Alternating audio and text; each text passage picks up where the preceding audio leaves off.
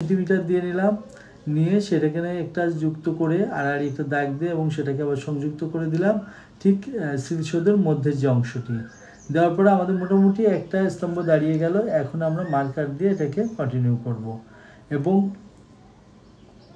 Marker ব্যবহারের মাধ্যমে এটি বুঝতে তখন আরও বেশি সুবিধা হবে। আমরা এই যে টপ থেকে একেবারে নিচের লাইনগুলোতে দিয়ে নিচ্ছি এবং ওয়ালের যে পুরুত্ব বা ডেপথনেস যেটা বলেন সেটা বোঝানোর জন্য আমরা ওয়ালের সামনের অংশটাকে ডাবল লাইন দিয়ে আমরা দেখানোর চেষ্টা করছি যাতে সহজে বোঝা যায়। এখন আমরা এইভাবে মেইন লাইনটা আগে দিয়ে নিলাম। এখন আমরা ডাইনের যে লাইনটা সেটাকে আস্তে আস্তে কন্টিনিউ করছি এবং আমি যেটা প্রথমে বললাম আমরা ডাবল লাইন দিয়ে ওয়ালের পুরুত্বের ব্যাপারটা আমরা রেডি করে নিব এবং এই পুরুত্বের মাধ্যমে এটা দেখতে তখন আরও বেশি সুন্দর লাগবে। এখন আমরা যে ভিতর থেকে যে লাইনটা এসেছে সেই লাইনটা বোঝানোর জন্য সর্বপ্রথম আমরা আমাদের যে ভিতরকার লাইনটা আমরা ম্যাচ করে নিলাম।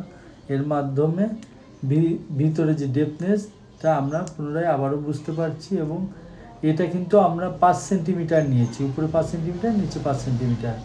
এখন হলো আমরা সাইড থেকে যে লাইনের 3Dটা বোঝানোর জন্য আমরা এক এক সাইড থেকে কিন্তু লাইনটা দিয়ে নিচ্ছি।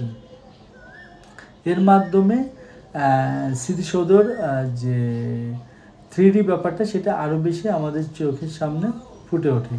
এবার আমরা এই 3D হলো আমাদের মেইন স্ট্রাকচার কিন্তু অলমোস্ট রেডি। এখন আমরা এটার সাথে একটু উপরের যে একটু স্তম্ভর যে অংশটা থাকে সেটা যুক্ত করব এবং নিচে এসে আমরা এখন লাইন দিচ্ছি।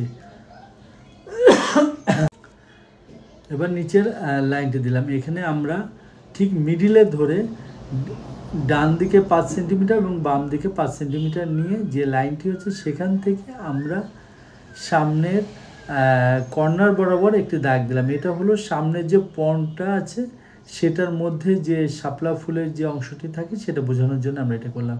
এখানে কিন্তু আমরা একটু পার্সপেক্টিভ ইউজ করেছি, আপনারা খেয়াল করলে বুঝতে পারছেন। এখন কিন্তু আমরা এই লাইনটা যুক্ত করে দিব এবং এর মাধ্যমে কিন্তু আমাদের যেটি হলো যে অলমোস্ট স্মৃতিসৌধের যে অংশটা সেটা কিন্তু আমরা রেডি করে ফেললাম। এখন আমরা এখানে একটা জাতীয় পতাকা যেটা থাকে সেটাকে দিচ্ছি এবং সেটা একটু উড়ান্ত পতাকা দিচ্ছি। আমরা উড়ান্ত পতাকাটা এই জন্যে দিচ্ছি যেহেতু ওখানে বাতাসের ফ্লো থাকে এবং সেটার জন্যে এটা করা। প্রথমে আমরা পেন্সিল দিয়ে একটু ড্রয়িং করে নিয়ে পরে জাস্ট আমরা এখানে জাতীয় পতাকাটা করে দিলাম। এখন আমরা যে পেন্সিলের যে লাইনগুলো ছিল